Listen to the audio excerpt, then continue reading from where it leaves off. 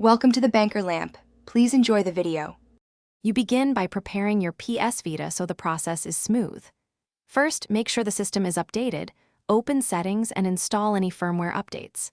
Then, connect to a reliable Wi-Fi network. If possible, use 5 GHz for stability, otherwise position close to the router for a strong 4 GHz signal.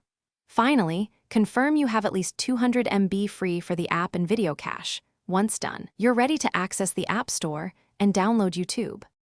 Once the PlayStation Store loads, search for YouTube or an officially supported video app.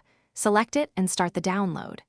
You'll sign in with your Google account, use two-step verification if enabled, enter codes as needed. After installation, open the app and configure playback preferences. Pick 480p or 720p to balance quality and performance, enable subtitles if helpful, and set downloads or streaming to Wi-Fi only to avoid mobile data.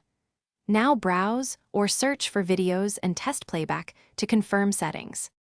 To finish, learn efficient playback controls.